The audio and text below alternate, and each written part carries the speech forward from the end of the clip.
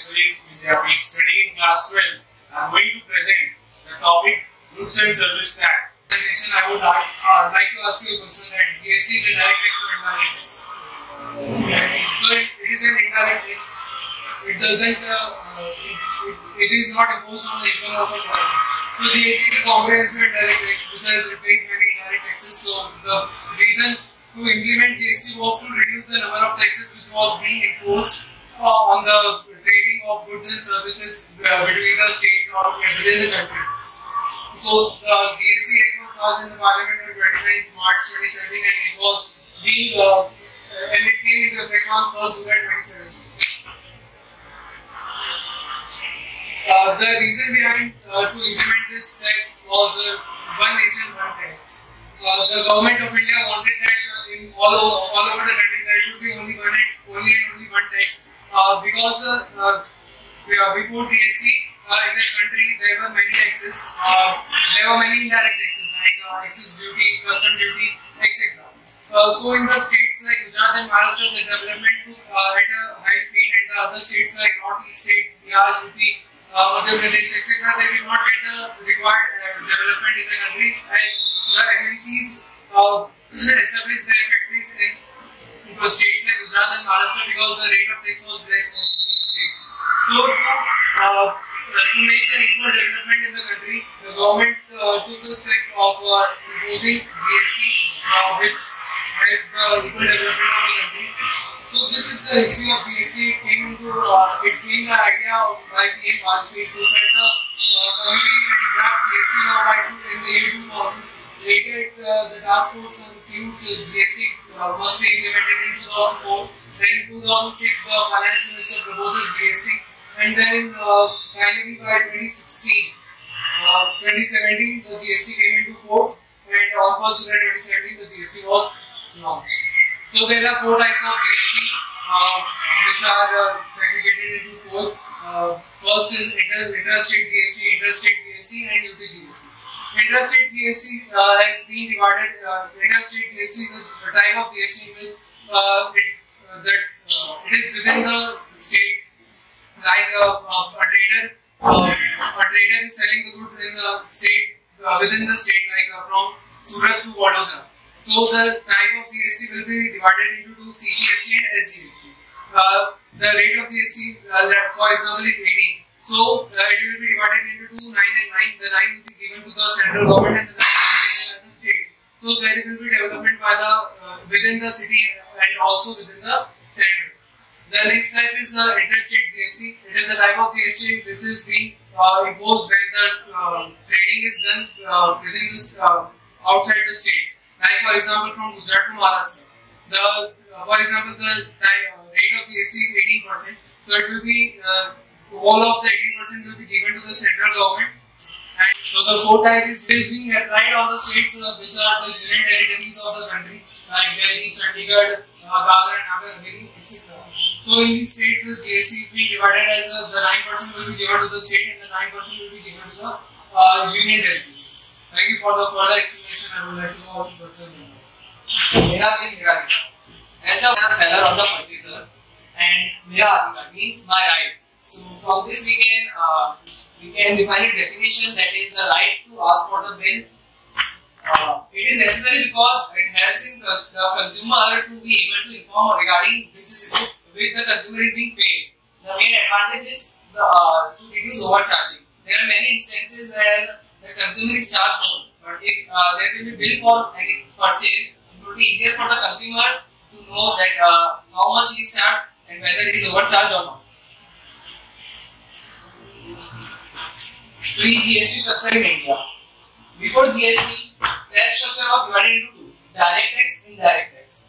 Indirect tax, there were 2 taxes: income tax and wealth tax. Income tax is the tax which is paid over the income of the consumer, while the wealth tax is paid over the asset that the consumer owns. On the other side, indirect tax, which is further divided in central and state tax. In central tax, there is custom tax, excise duty, service tax. Custom tax refers to whenever we import or export any of the gold, the taxes are applied on them. Excise duty is whenever we purchase any, whenever we manufacture any gold, all that taxes are applied. service tax refers to any service that we experience, we have to pay tax on.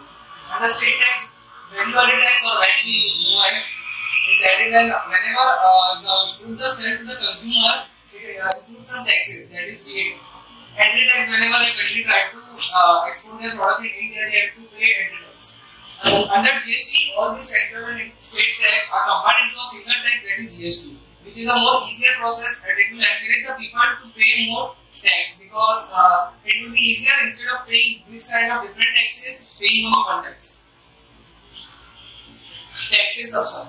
As in the earlier side, excise duty, entry tax, all these taxes are subsumed into a single tax, that is GST, which is to be paid to the government, which is further divided into central government and state government in the form of CGST and SGST.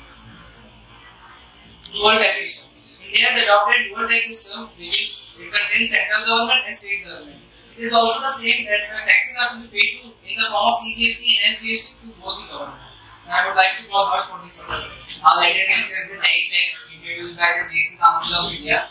There are mainly 4 tax slabs. The utility of production increases, that percentage of the GST increases, and there is a fair distribution of the GST percentage between all sectors so that the economic growth can be seen in the country.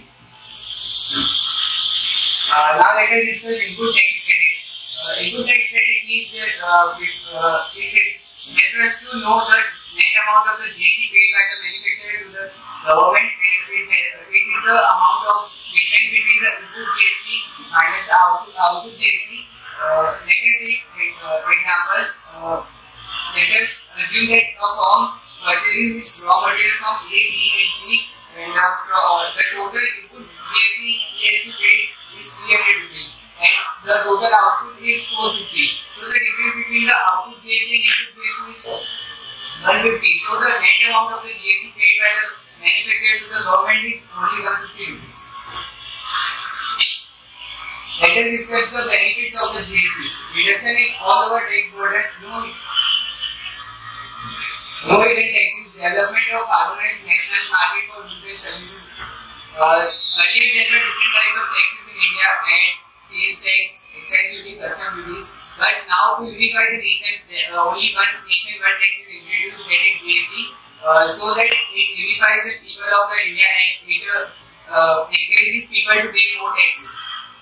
Higher disposable income in hand, education is an essential need. Customers to have guided choice, increase economic activity and more employment opportunities. Now the GST is not imposed on essential needs so that the education is provided to all the people of India and the GST introduction has also helped in the increase in the economic activity which creates more employment activity in the all sectors. So thank you. I would like to call Pratik for the further discussion. The features of GST are: it has a widespread territorial expand, it is a supply-based tax, and it is a destination-based tax. Means where the goods are consumed, the tax should. GST Council, it is a body which is governing GST, and it recommends the changes which should be implemented in the country. It has a total 33 members, out of which 2 are the members from the state. First is the Financial Minister, and the other are the 31 members from 28 states and 3 union legislatures. Key members: the Council contains Union Finance Minister as the chairperson, Union Minister of States in charge of revenue, and the Minister of States. And the vice chairperson is elected from the remaining members.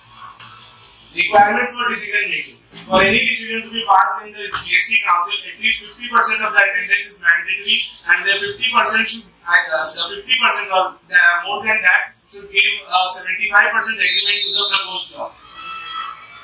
Thank you.